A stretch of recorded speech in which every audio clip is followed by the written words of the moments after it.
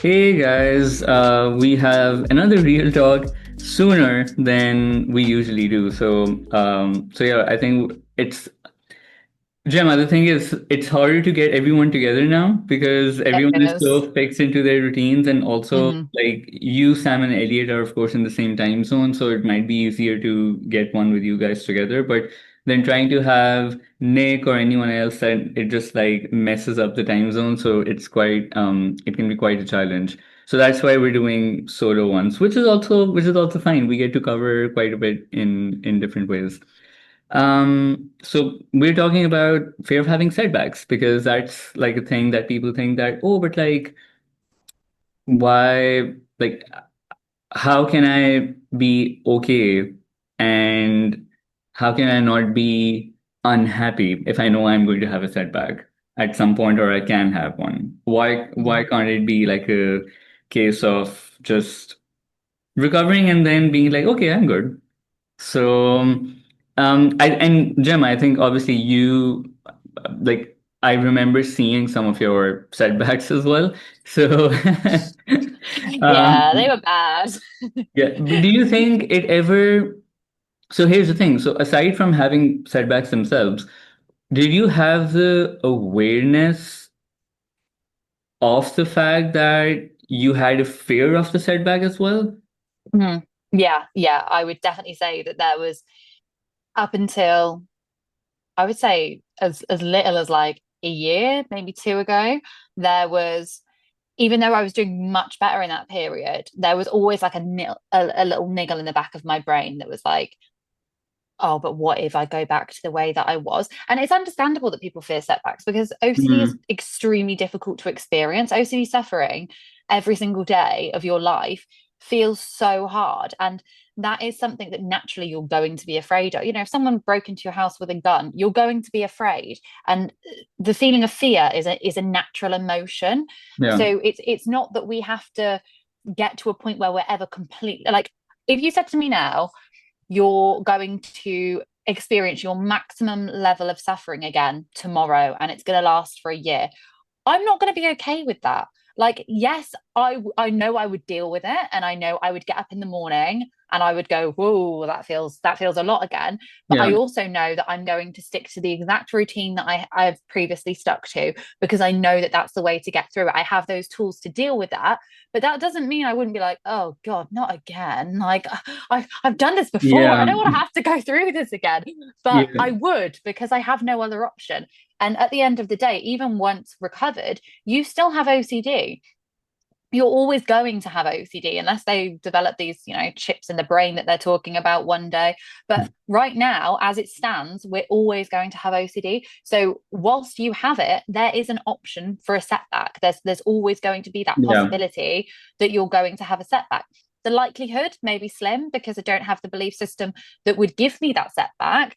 But that doesn't mean if something happened to one of my family members or if something happened to me and I was in an accident and I lost use of yeah. like my bodily function, that doesn't mean that I wouldn't suddenly be hit with this extreme anxiety again because life circumstances happen.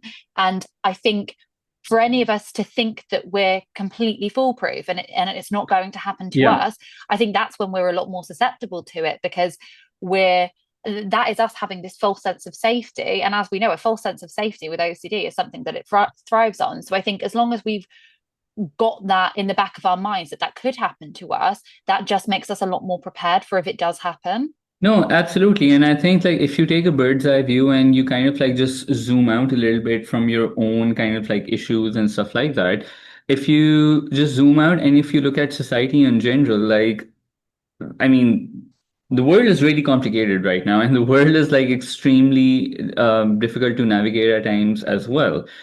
Where overall, I think we're just, it's the format of life itself is so different than what human beings have as societies experienced before.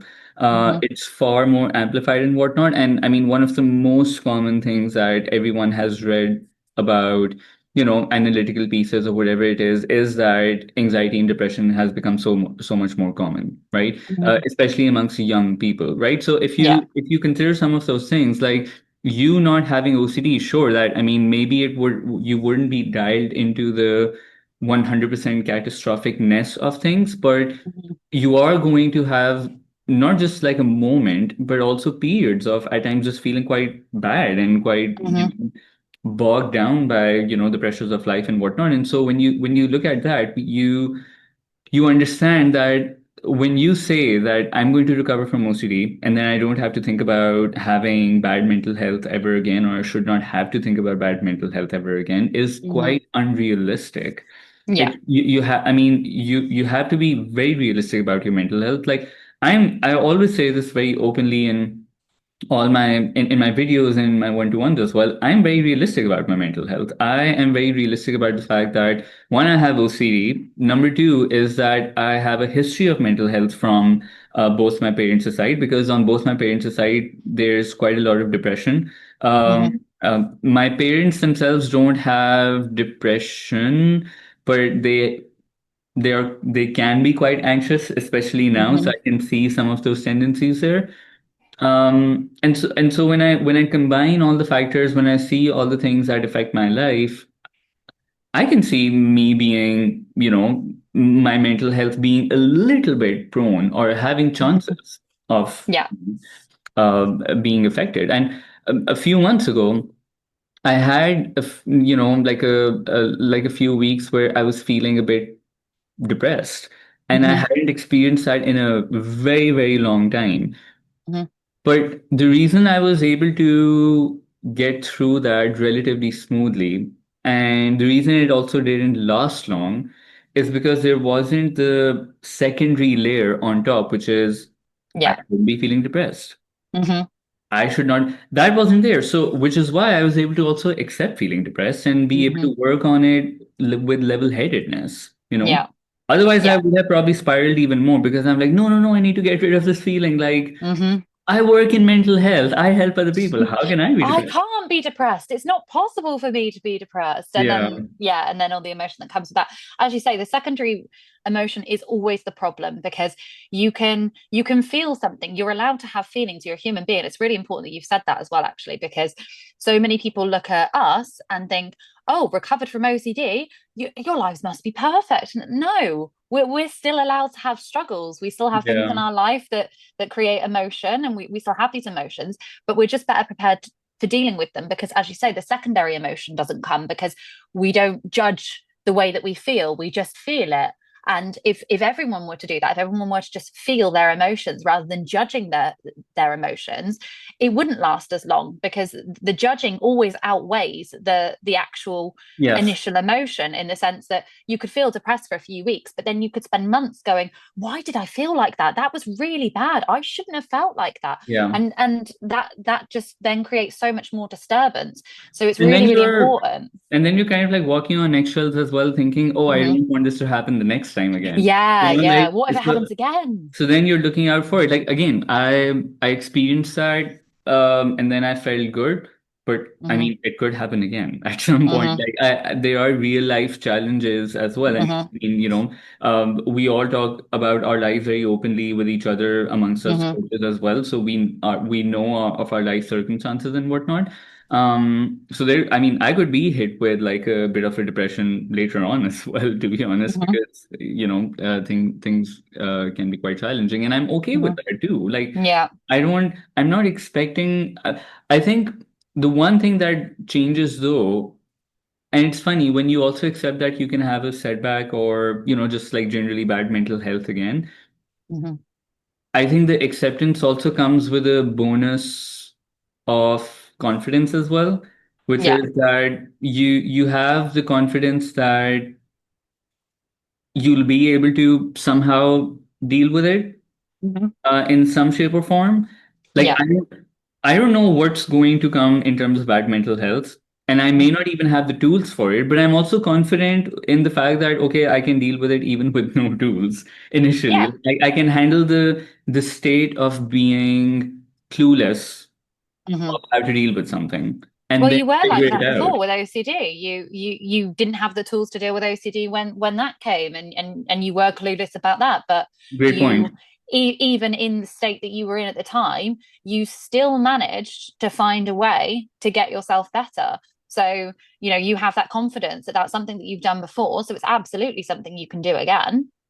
Yeah, 100%. And I think that kind of like, and it's not, I don't feel invincible. I think there's a difference Hmm. between like feeling invincible and feeling confident, right? Hmm. Um, I don't feel invincible, but yeah, I definitely feel because invincible would be like life can do anything to me and I'm like not going to be no, like maybe life can do something that I'll just my confidence can feel shattered as well. Hmm. Who knows? But yeah, I mean I think and this is a almost like a self-contradictory statement in itself, but part of recovering is also accepting that you might not recover. Um, Hmm. and I think that sounds so strange and that Hmm. sounds so like almost defeatist because it's like, Hmm. if I accept that I can't recover, then how the hell am I supposed to recover? Hmm. But I don't think it's one of those things that you can see until you actually experience it. 100%. Like, I still get things that go on in my mind now when it's like, oh, is that something trying to latch in there? But because I don't judge it and I don't jump on it and go, oh my God, what's this? Is it coming back? Is it all coming back? It goes in and it goes out because there's Yeah. nothing there for it to latch to. But that doesn't mean that I don't still experience that sometimes. I just react to it so much differently. Yeah. And I think that a lot of people see people recovered and think, oh, they're robots. They don't have emotion now. I still have plenty of emotion. I still cry over YouTube videos sometimes. Oh, And same. yeah, yeah, like By the I way, have I so don't. much emotion. One of my guilty pleasures is this show called, I don't know if you've seen it. It is a British show called Long Lost Family. And No, but I can already see that I'm gonna sob. it's like, Gemma, okay, please watch at least this one episode, right? Basically, it's people who were, let's say, abandoned as a baby or they were given up for adoption because their moms couldn't take care of them or whatever. And, when they grew up as adults, they found out their parents weren't actually their biological Mhm. parents.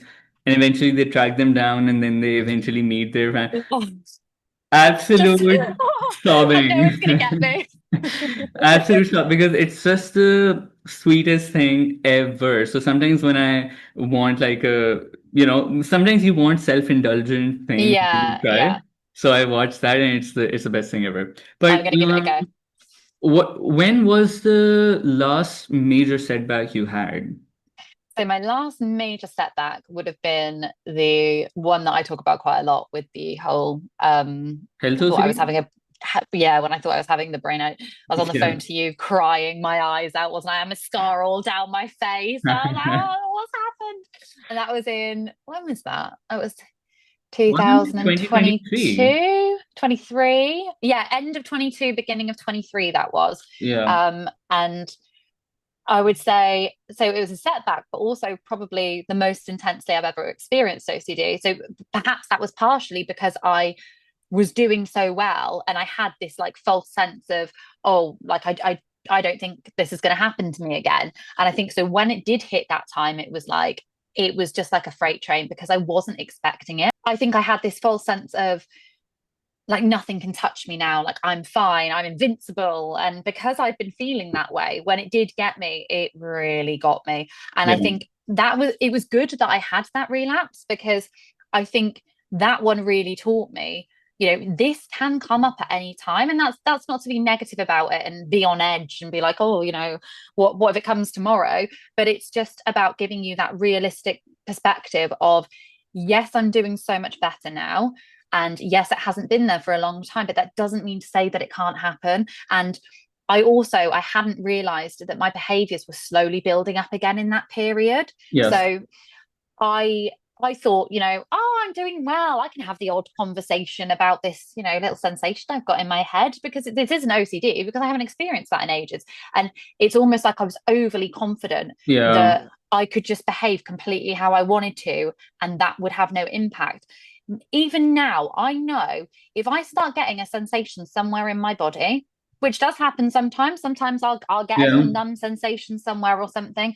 I have to do absolutely nothing. I have to treat it like this could be OCD. I don't know. I have OCD. It could be Yeah. OCD. And Yeah. I have to treat it as such every single time. No matter how many years go by, I'm going to treat that sensation like it's OCD. And by that, I mean, I'm going to give it time. I'm not going to engage in anything that previously I would have Yeah. seen as a compulsion. And I'm just going to allow that to be there. And that is why nothing seems to latch for me anymore, because there's never a reaction to it. Whereas then when I thought I was invincible, I was like, oh, I've got this sensation. I can just have a conversation about that because I don't have OCD. Like, I have OCD, but Yeah. I don't experience OCD. I can talk about this. I And can I think, and that's a really important point that you mentioned as well. Anyone watching this right now, I think this is a really good point for them. If you are thinking that, oh, this can't affect me anymore, that's a that's kind of like a dangerous thought to have for OCD sufferers. If any OCD sufferer is thinking this cannot affect me, or I'm good now, you have to be careful of that because it's almost like OCD knows exactly the things that it knows the perfect targets.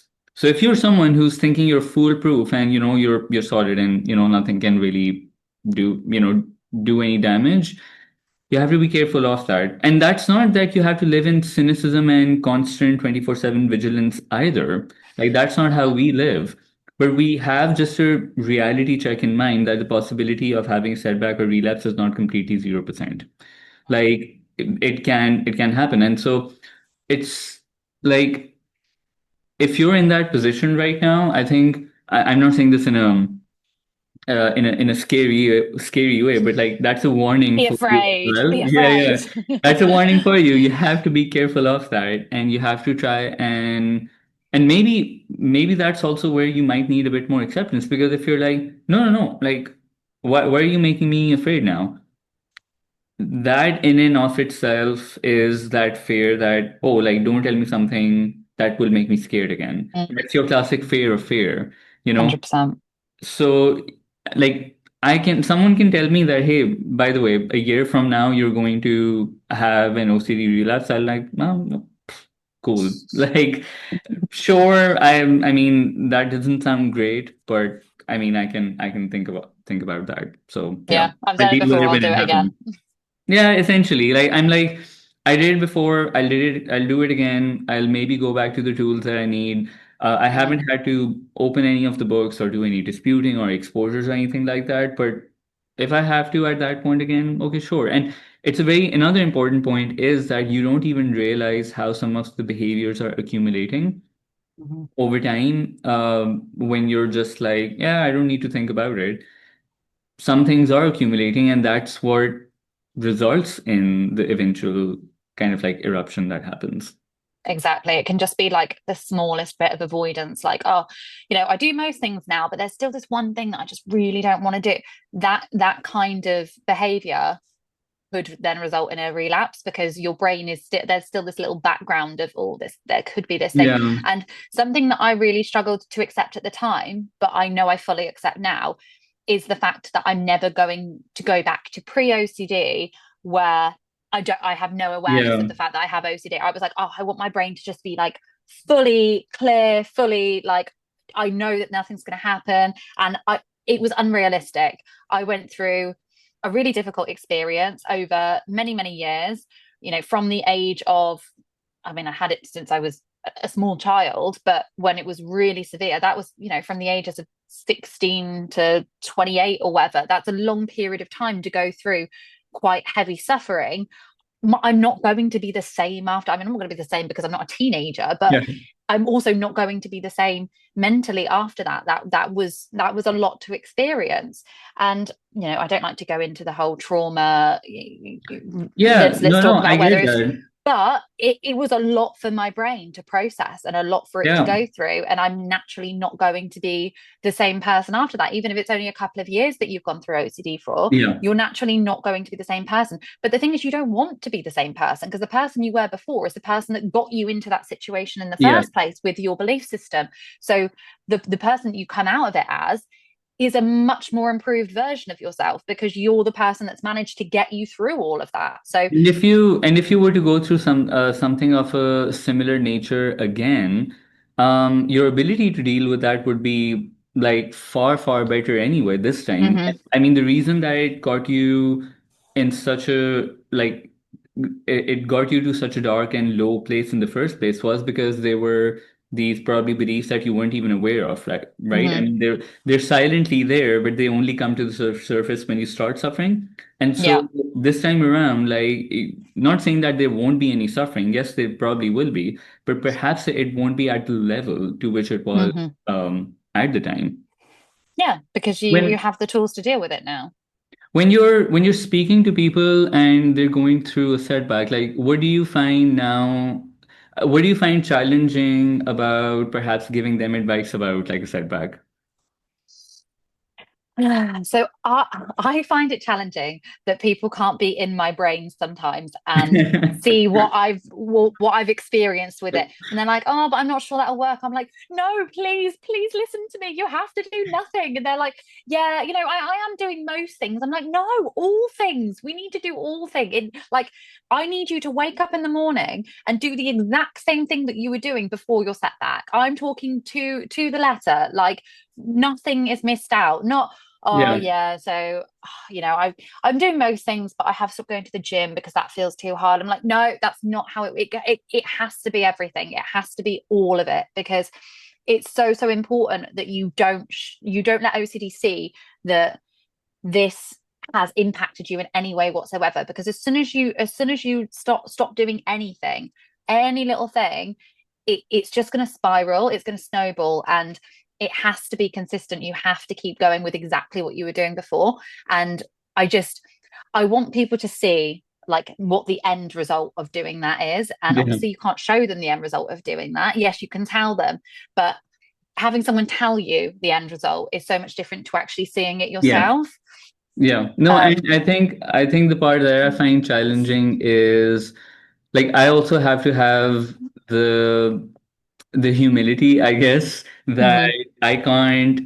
It's some. I can. I say I take this like analogy that I can give you like a 20-page booklet on this is what you need to do, but unfortunately, until you actually don't go through it yourself, you're just not going to get it. And I also have to mhm, have that humility as well because, of course, like you can feel like, hey, no, there is hope. No, like this is what will happen, and you can get better, but I have to understand that no matter how much I say that, they probably just have to walk through the steps on their own and kind of like and the other thing I find is that people probably don't like hearing this, but I'm like, look, if you're having a setback, because when people start having a setback, they also go into complete rejection mode of like, no, no, no, like this setback can't be happening. And they're mhm, trying to like grasp for straws to be like, okay, just tell me what I can think of or what I can do to kind of like slightly put that switch back on where I was just mhm, thinking more rationally and I was more accepting. And I have to say, let yourself free fall. Like mhm, you have to let yourself free fall because if you're going to just be like, no, I want to hang on to the cliff by just my mhm. fingernail and just still like grab on, I'm like, Yeah. let go, like just let yourself feel awful. And that's the part that I mean, I know it's the right advice to give, but it's sometimes hard to say that to people because you don't want to break someone's heart in a way. Yeah, You don't yeah, yeah. want them leaving feeling defeated, but sometimes you have to do You that. want to give them a tool, like you want to give them some. Yeah. I'd love to be able to say that. I've said to people before, I'd love to just get in your brain, to be honest, and do it for you. Like that's Yeah. how I feel about it sometimes. I'm like, I know the end result, so I know what you need to do. So if I could just like get into your brain, I would Yeah. do it for you at this point.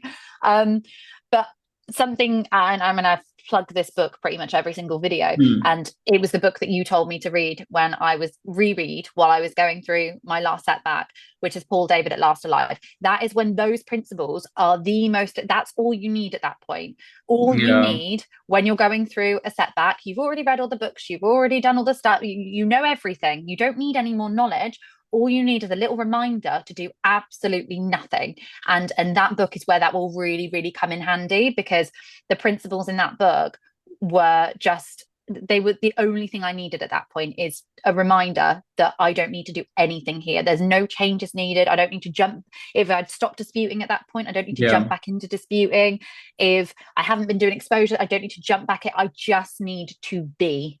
and just allow it to be there at Yeah. that point. That book was instrumental for me and also in understanding that because I wasn't, I mean, obviously I was doing outward things as well to try and fix my anxiety and trying to constantly induce relaxation and restfulness in me. But I think that book was instrumental for me in just also stopping the internal solving and using that principle of doing nothing into being like, okay, I don't need to go into like a deep dive thesis analysis of this feeling that I had yesterday out of Mm-hmm. nowhere and I'm trying to understand where it's coming from and how is it affecting me and what do I need to do about it. I don't need to do that. And I distinctly remember also the moment, like the first time ever where I was actually able to stop myself Yeah. from because I was again we were just talking about this. I think better when I'm pacing back and forth, right? So Mm-hmm. when I was really ruminating and I was trying to solve something or whatever, I would be